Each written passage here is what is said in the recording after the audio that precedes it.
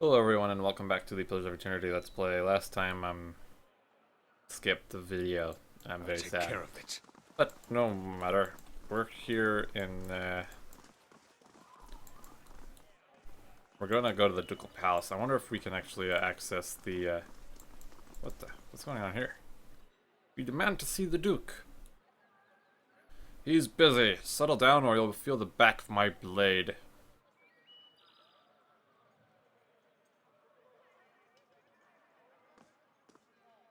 Takes a smooth tongue to solve problems, doesn't it? What is it? Where are the Mad kept in Defiance Bay? Only place around here that takes them in is Brackenbury Sanitarium. I've heard they can treat your soul there, take the madness away. Or what? Oh. But there's just as many stories coming out of that place that'll chill your blood. If there's a man, if you want to call him that, Ethelmar there. He's head warden. If you're visiting or checking yourself in, he's the one to talk to. Oh, okay. Well? Of course.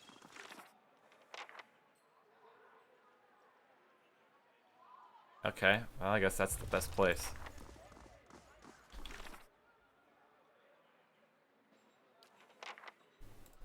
Apparently that's who I want to also talk to about this leaden key.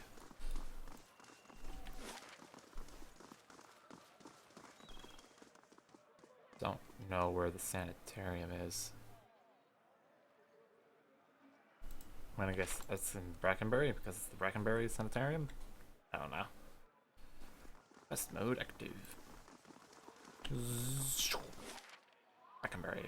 I don't think I've actually been there yet. Most creatures will detect the character just after they appear at the edge of the fog of war. To sneak up on enemies, use scouting mode.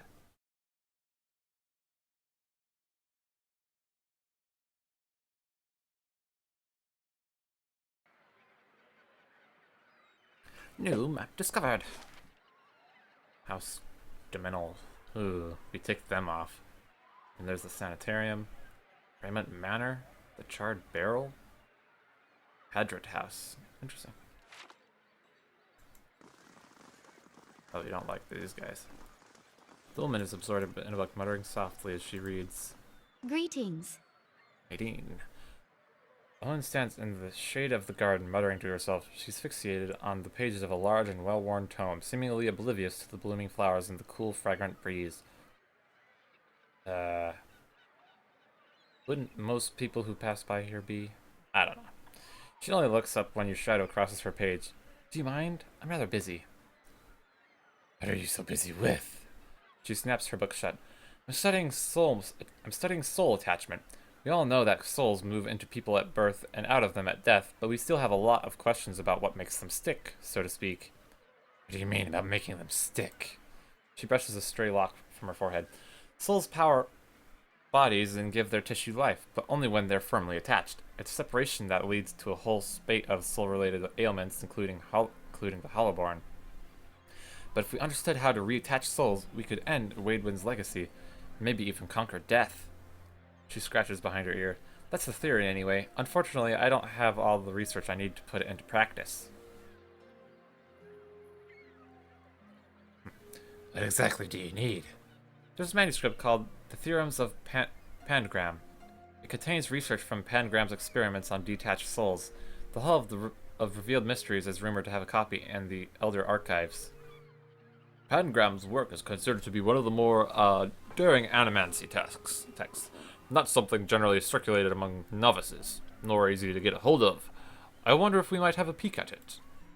The theorems could advance my research by leaps and bounds, but Grimda, the High Archivist, worships Whale, which means she has some paradoxical views on sharing and restricting knowledge. And since she's not exactly a proponent of animancy, she tends to restrict the kinds of information that would be useful to me. I'm sorry to hear that. Relevant too. She sighs. Look at me, spilling my troubles. It's kind of you to listen, but I should really get back to my work. Anything else? I'll leave you alone. New quest. Go to the Hall of Revealed Mysteries in Copper Lane. We're gonna go into the sanitarium. Oh, I need to start the video. Ah, man, I'm stupid.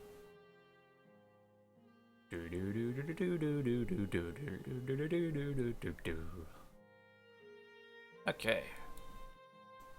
Worm companion, sanatorium guard. Verna, warden and animancer from the Republic Spitzfellow has requested a visit. Hammond, animancer, sanatorium guard. There's probably books all over this place. Who's it we're looking for? Is he in here? These look like field sketches of Ingwithan ruins and artifacts. Fascinating. This man's soul was torn asunder by a Buick. As you can see, the patient is unresponsive, common after soul trauma. The animancer places a small stone upon the patient's forehead. A portion of his soul was recovered near his body. We use this stone as a vessel for transfer. Can you hear me, Oswin?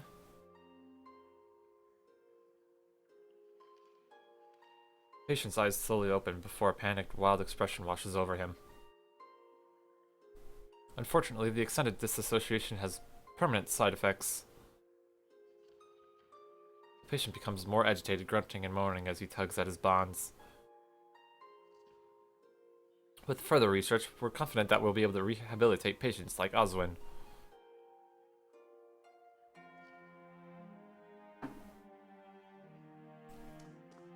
Gods keep you. A bald man with a crooked nose gestures in demonstration over the still body of a patient for a small gathering of interested onlookers. Feeling your gaze, he pauses his discussion. Have you come to sit in? Do you know anything about awakenings? I'm afraid that's not my area of expertise. Okay then. What is it? We're looking for someone who I'm not really sure where he is. Oh. It's the statue we're looking for, apparently. A well-maintained statue of a middle-aged man presides over the room, looking down, unblinking over the bustle of harried academics pestered by the hopeful desperate. A strong warmth emanates from it that you could sense across from a room. There is a human soul stored beneath the stonework. You feel its attention turned towards you. It has been some time since a watcher graced these halls. His voice echoes deeply, rumbling the floor beneath you. I am envious of your eternal insights, traveler. I can only imagine how it might have helped my work in life.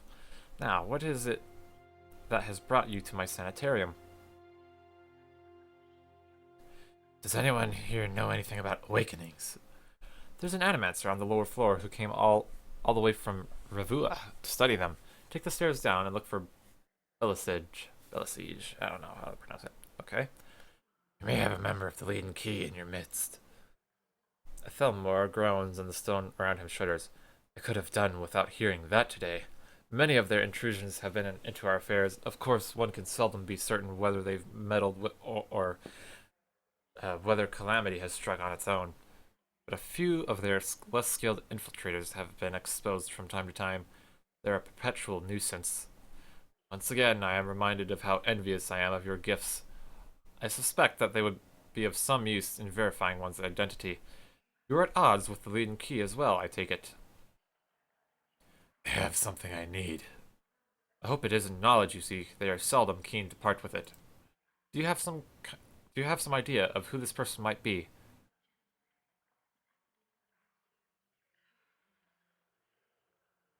Hmm.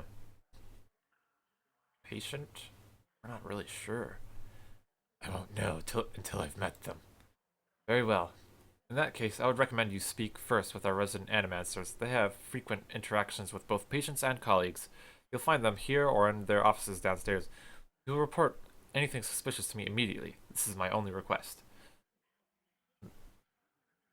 Okay, then.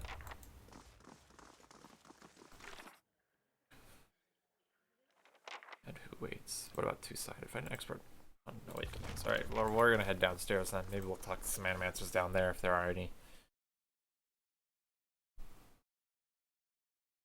This is getting increasingly interesting.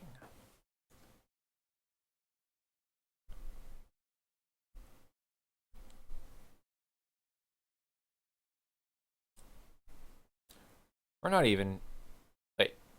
We're about halfway into the game, I think. Pretty sure we are. Into the main quest? I'm not sure. Into... I don't know. This place is kind of starting to give me the creeps. Hello, Bella Siege. Hello. A woman paces back and forth, her feet crunching on the soft red carpet. She gestures and mumbles to herself, shaking her head as she pores over the pages of notes. She almost walks into you. Kosi! Here I am, looking so hard for answers in my research that I do not see the kith standing in front of me. What can I do? I'm looking for an expert on awakenings. She laughs bitterly. Ah, that would be me. Though the lack of research subjects has made me more of an expert in counting floorboards, I would like to transfer Animancy's success in buttressing pre-awakened souls, soothing those whose souls have already awakened. But I need subjects, and most of the patients here are too broken to produce reliable results. It is a tragedy to have come so far from nothing. You're in luck. I have a volunteer. She springs to the balls of her feet, beaming. Galardi, who is he? Al's lips curl into a frown. I don't know about this. She grins more broadly still. Don't be silly. The process is perfectly harmless. All you must do is stand in that cage. I beg your pardon? I jest. You Adrians are so uptight. I do not even think you... I do not even know what the thing is used for. It belonged to the last occupant of this office, I think. Now they upgrade him to a cell. Again, I jest. She rubs her hands together, getting down to business. So, I need you to sit here. She takes Alice by the shoulders and steers him to the couch. And try to relax. But don't try too hard. Then you will not be relaxing. Indeed. His eyes are humorless. And you must also wear these. A little cold, but the copper will help conduct your essence. The Animancer fastens thick copper bands to Al's forehead and wrists. As she ratchets them tighter, his face twitches with suppressed irritation. Now, I will examine your soul through my scope. She reaches into her desk and produces a long chambered tube. Knobs, dials, and small toothed wheels run along the side of the device. It is fitted with Adler lenses cut to different thickness and concavities. By manipulating them, I find the angles and densities that will allow me to track the anomalies in your soul. How exciting! I've never seen this sort of thing performed. Khan peers at the device with interest. It seems suitably complicated. Does this mean we'll get to talk to Islamil more? I like that lady. His mind is full of hesitations, angles upon angles. Drawing him out of his own spheres will be difficult. She raises a finger. But first, we must find this cunning interloper. You will answer some personal questions while I make adjustments. Al squirms on the couch. Very well. He's not really on the couch. She holds the scope to her eyes and flicks a knob. To begin, tell me something personal. Something from a time before your awakening. There's nothing to tell. I was just a normal child living in the Sithwood. He looks to you, his face set in a frown, but the rigid edges of apprehension shown through nevertheless. Talk about your parents. Oh wait, yeah. Talk about your parents. As you speak to Aleph, you feel your voice like a bell in your chest. It tolls softly, luring him into the mists of his own memory. Elisige doesn't seem to notice anything, but you feel as if your words are smoothing his essence, untangling its many threads. He closes his eyes. Mother is away most of the time. With the Thane's family. Okay. But I always know when she is coming home. Father's battles accumulate like storm clouds on the horizon. His fits of temper become swifter and more violent. It still shames him knowing that her Heimneg to another man supports us better than his labors as a steward. This is good. I'm starting to see something. Continue.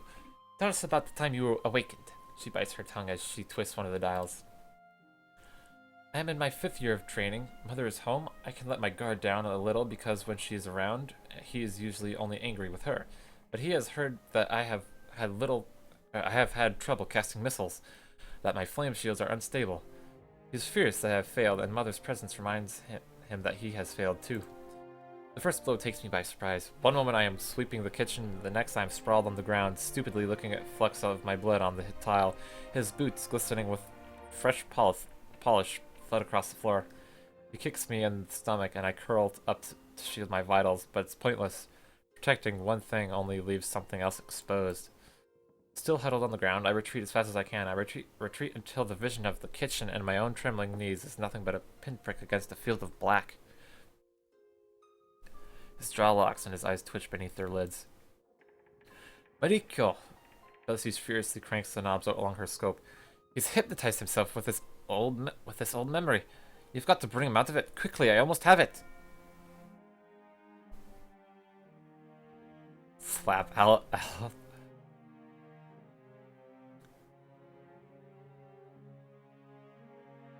Squeeze Alf's hand. Senpai noticed me. You're safe. Everything's fine. Alf's eyes snap open, but the expression you see in them isn't his. He's near safe when I hap upon him. Bellisius sucks a deep breath through her teeth. That's it! I'm seeing a shift in his essence. Something spreading and congealing. She glances at you over her scope. Keep talking. He seems to respond to you. What brought you here? Cracking bones and voices high in air. That warm molasses feeling that crips down your gut when crisis is nigh. What? Perfecto. We have flares of totally distinct essence. She jots shorthand notes onto the pages next to her and turns one clicking knob of her scope. Now, try to get the two of them talking. Isilmir, tell Eloth why you've awakened. Why, he's the one needing me, hiding in his own bone bag like a turtle in its shell. Alice's face twists in fury. I never turned it over to you. Good, yes, very good. She rests from her scribbling, only to make another adjustment to her scope.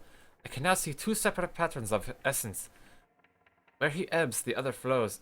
It's as if the awakened soul fills the spaces that he leaves empty. She prompts you with a circling of her wrists, quill still in hand. Go on. Isilmir, what exactly are you taking from him? Nay, more than I'm giving him. You should ask what I did that old man of his. How the last time he laid a hand on us, I'd break it in 3 places. Alof's head jerks to the side. That wasn't your decision. It's never been your decision.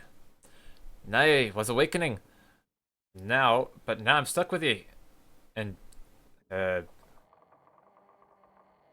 darn if I let your ninnying drag us both through the scupper. Very good. She lowers her scope and consults her notes. I think I finally got something we can work with. I've tracked Isilmir's essence through the exchange. She had a particularly high density index during the most heated portions of the argument, and her essence seemed to localize most clearly in the lower portion of the subject's left rib cage. That's right around the spleen, which of course means that she is triggered by black bile. No doubt the subject's characteristic melancholy is to blame. Alaf blinks back at you, and in the midst of his perturbation, you're not quite sure who's looking out of his eyes. That's utter horse crap. Black bile, is it? They've certainly spat their share, Kana studies Alaf dubiously. It is a simpler explanation than I expected, all things considered. She glares at him. Yes, never mind my years of training. I suppose you have a better explanation.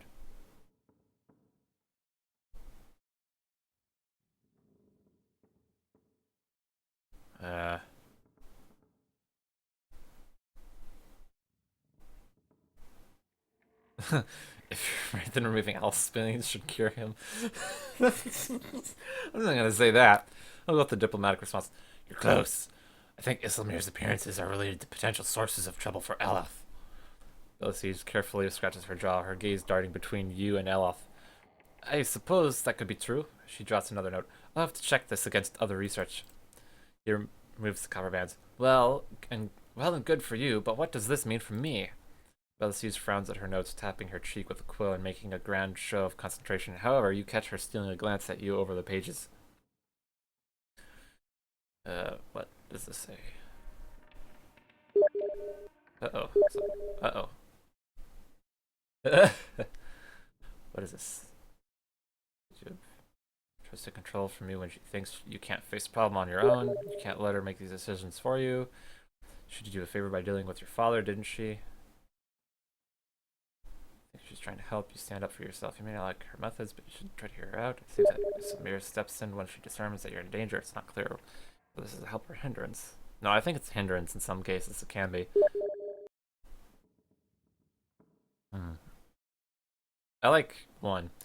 Samir tries to take control from you when she thinks you can't face a problem on your own.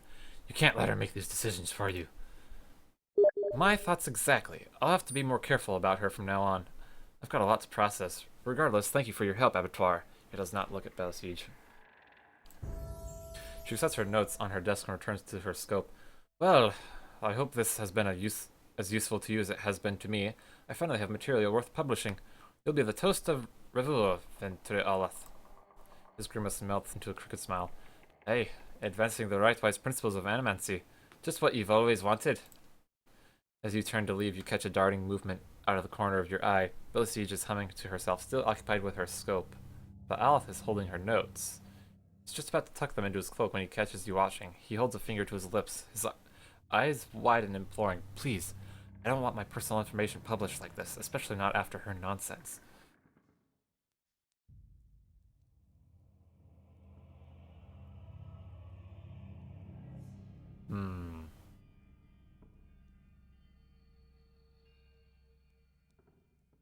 I don't think so. No. You get your explanation when she gets her research. That was the deal. He slips the papers back onto the desk, giving you a rueful look. I'm not gonna help you explain this one, scholar boy. We all leveled up except for Claren. Anyway, I'm gonna stop the video here, even though it's been shorter than 20 minutes, I believe.